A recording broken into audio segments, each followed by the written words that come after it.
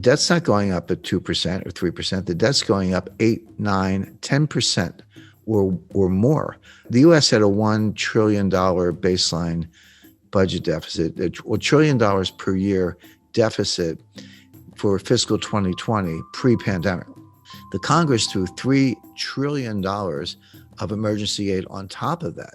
And I'm not even criticizing all those programs. I mean, the payroll protection plan loans, the extended unemployment benefits, the increased unemployment benefits.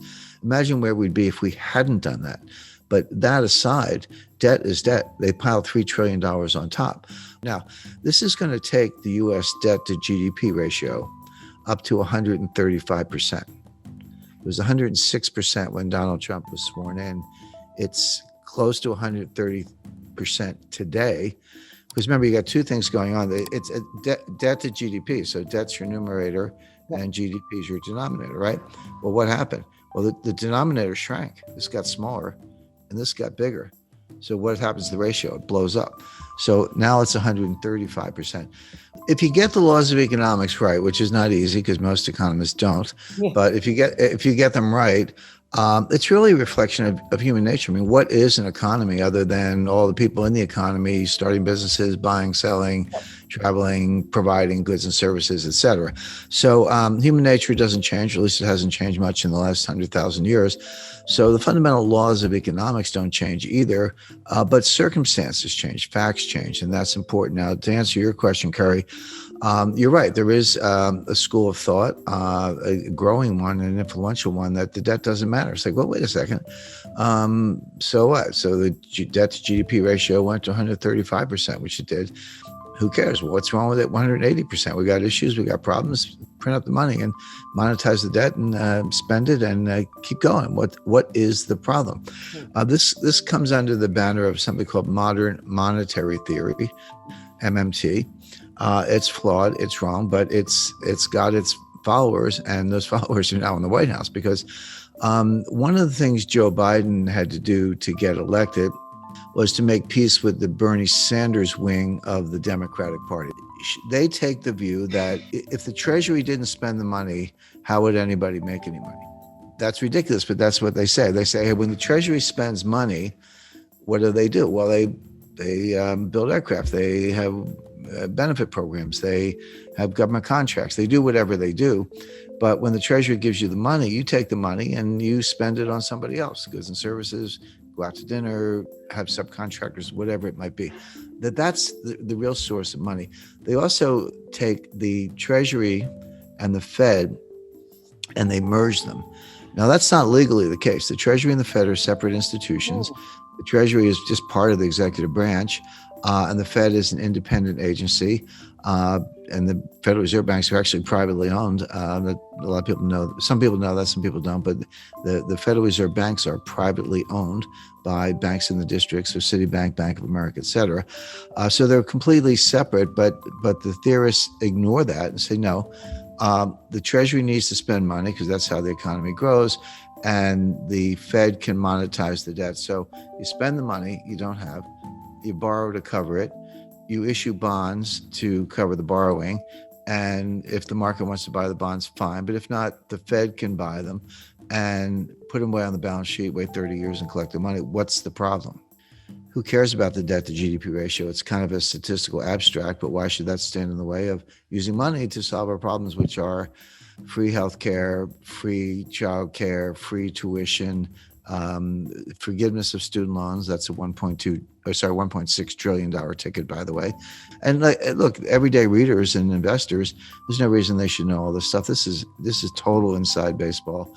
You have to be a geek like me to kind of keep up with it, but it's all coming. But what that means is we're going to test the Rogoff-Reinhardt thesis. Now, let me just take a minute to explain that. Up to a certain debt to GDP ratio, there is a Keynesian multiplier greater than 1. So the classic example is the UK was in a depression before the rest of the world. They have been hit pretty hard before the Wall Street crash. People aren't spending, they're saving. It's the liquidity trap. So if you get money, you pay down debt. When you don't have any debt, you put it in the bank. Whatever you do, you don't spend it. You hoard cash. Or people were buying gold. They were accused of hoarding gold, et cetera. But what they weren't doing was spending. And there was a lack of aggregate demand, and the banks were not lending. So so Keynes said, well, if everyday people won't do it, the government must. The government can borrow, the government can spend. And what they discovered was that if you borrow $1 and spend $1, you can get $1.50 of GDP. Now, there's a separate debate as to whether that's actually incremental or whether you're just pulling growth forward. But so what? Even if you are pulling growth forward, maybe that's what you need to do when you're in a liquidity trap. But there's a problem. He called it the general theory of employment, interest, and money. But it was actually a special theory. I think he had a little Einstein in me because of the general theory of relativity. But it's actually a special theory, which means it's a theory that works in a set of circumstances, a set of conditions. The conditions where it works are you're either in a recession or just coming out of one. You have excess capacity and labor and industrial capacity, and you have very little debt. In those circumstances, you can borrow $1, spend $1, and get more than $1 GDP. The problem is that extra GDP you get for the borrow and spend, it goes down as the debt to GDP ratio goes up.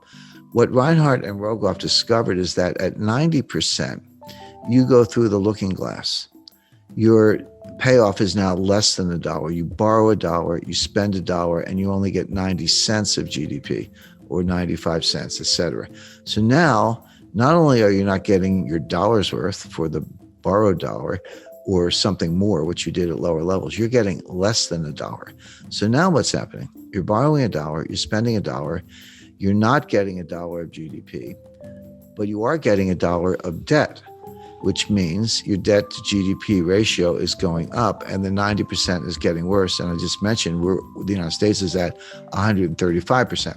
So here are your two competing schools. There's the Keynesian multiplier and creating aggregate demand with government debt, and the Reinhardt-Rogoff, more than a thesis, I would say powerful evidence that beyond 90%, it doesn't work. It goes under less than 1 on the one hand.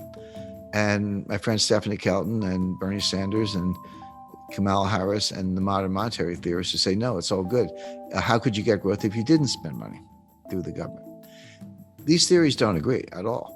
We're going to find out which ones work. I'll give away the answer, which is that Reinhardt and Rogoff have it right. Keynes had it right up to a point. Reinhardt and Rogoff discovered that critical threshold, that whether you want to call it tipping point or phase transition, or which physicists call it or whatever.